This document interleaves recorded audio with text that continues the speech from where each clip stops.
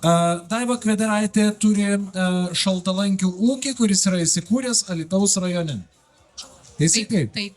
Gerai, tai Daiva, ar galim labai trumpai, kiek laiko jūs turite tą ūkį? 20 metų. 20 metų, tai čia jau ilgas laiko tarpas. Sakykim, 21. Gerai. Pradėjau kodėl? Ieškojom, kur investuoti ir norėjom, kad nereikėtų dirbti.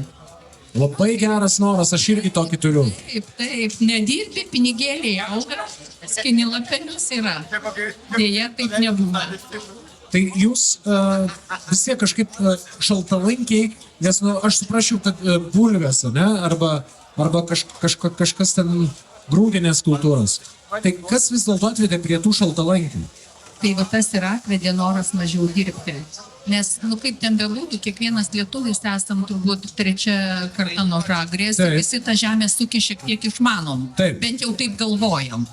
Tai, žinojau, kad bulvės auginti reikės kombaino, sodinamosios, ten javai, vėlgi kombaino, daug technikos, o šaltalankiai, tik jie turi patys augti. Gerai, tai sumastėt tuos šaltalankius ir kiek hektarų driokstelėjot? Pirma buvo 27 pradžia. Gerai, o dabar kiek yra? 130. 130 hektarų šaltalankių. Taip. Tai ar išsipildė tas dalykas, kad turit labai daug pinigų, bet nieko nereikia dirbti? Kas sunkiausia yra auginant šaltalankius? Viskas nėra lengva. Nėra lengva ir priežiūra, nes priešingai visų įsitikinimui, kad šaltalankis auga visur, tai tikrai ne. Jeigu augalui netinka žemė, jis ten ir neauga.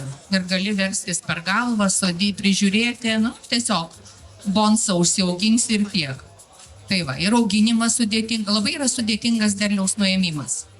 Nes praktiškai technikos nėra ir tai yra rankinis darbas, o turbūt visi žino, kaip šaltalankiai dūrė. Yra tekę girdėti, pajausti, nesu tikras, bet girdėti tai. Tai kaip jūs tą derlių nuimat? Tiesiog elektrinėm žirklėm karpom didesnės šakas didelės nuo krūmų, o tada jau žmonės tas šakas didelės smulkina, deda į dėžutes, vežam į šaldytuvą ir šaldom su šakelėm. Bet jūs dabar man pasakykit, 127... 130. 130 hektarų. Tai kiek laiko jums užtrunka nuimti derlių? Ir kada jis yra nuiminėjamas, kuriuo metų laiku? Pradedam nuiminėti rugpjūčio mėnesį, kartais baigiam rugpjūčio, kartais rugsėjį baigiam. Tai čia mėnuo laiko yra nuo ryto iki vakaro? Taip. Gerai, bet jūs pradėdama šaltalankių ūkį, ar jūs žinojot iš karto, ką jūs su tai šaltalankiais darys? Pirma mintis buvo, parduosime tiesiai iš laukų su pirkėjam. Tada, aišku, pradedi suprasti, kad tai nėra didelė pridėtinė vertė ir tu atiduodi pinigus kažkam tai.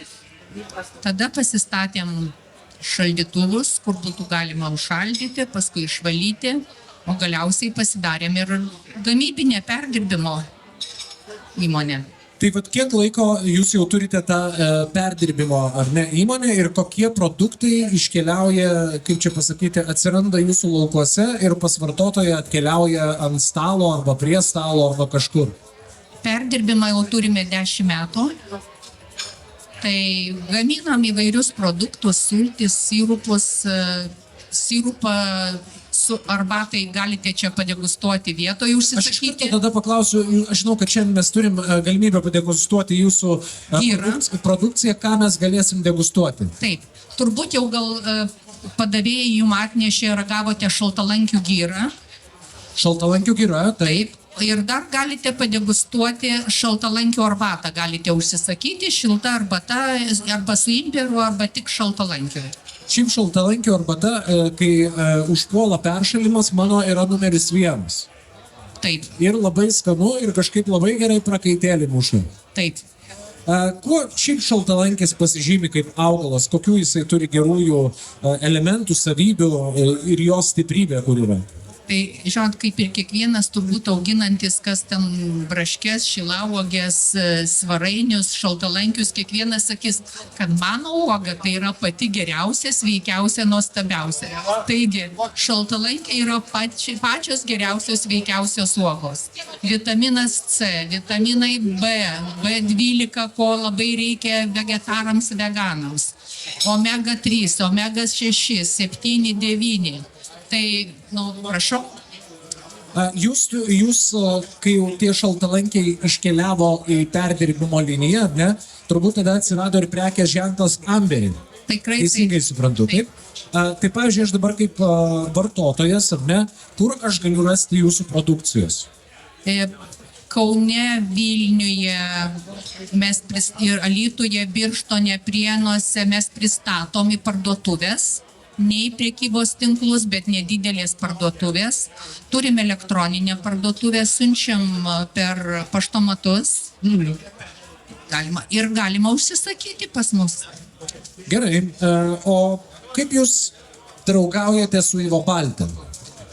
Su Ivo Balte draugaujam nuo pat pradžios, nuo 2005 metų, kai įsigijom pirmą techniką iš Ivo Baltės. Aš tada dar atitikau jaunosios ūkininkės reikalavimus. Buvau jauna. Dabar dar irgi atitinka, tikrai? Aišku, žinau. Tai mes tada pirkom ir traktorių, ir padargus, tai buvo mūsų pirmasis fendas. Tai aš ir norėjau paklausti, ar šaltalankių ūkyje yra reikalinga technika? Žinoma, būtinai. Priežiūrai, sodinimui, galų gale reikia laukus atnaujinti, naikinti. Tai žodžiu, be traktoriaus niekai? Niekaip. Tai su Ivo Balte ir prasidėjo draugystė nuo traktoriaus? Taip. Ką dar turite iš čia? Turime mulčerius, kuriuos vis atsinaujinam, kadangi vienas pagrindinių uogino priežiūros padargų yra mulčeris. Tai mes jau net nežinau, kiek iš Ivo Baltės jų vis perkam, nes 130 hektarų, o be to Dzūkijos laukai akmenuoti. Tai akmenukai po žiemos išauga, pievo jų nepamatysi, tai aišku ir padaužom, ir palaužom, tai vis atsinaujinam. Ir traktorių esam jau atsinaujinę vieną kartą, irgi turim dar jau naujesnį fendą, negu 2005 metais buvom pirkę. Tai darbuojam. Ar šiemet užsukot pajausti tą bendrystę, pabendrauti, ar ir akį užmetėt ant technikos kokios nors? Kol kas nespėjom užmesti akį, bet būtinai tam laiko esam palikę ir tikrai pažiūrėsime. O bendraujame tiek su Asta, tiek su šviesios atminties Irmantu nuo pat pradžios. Mačiau, kaip užaugo Monika, kaip užaugo Gabija, Viktorija. Taip kad tikrai man labai artima šita įmonė. Aš noriu Jums padėkoti už šitą pokalbį šiandien, palinkėti Jums sėkmės ateityje ir dabar eisim degustuoti Jūsų giros. Skanaus visiems. Ačiū labai. Ačiū.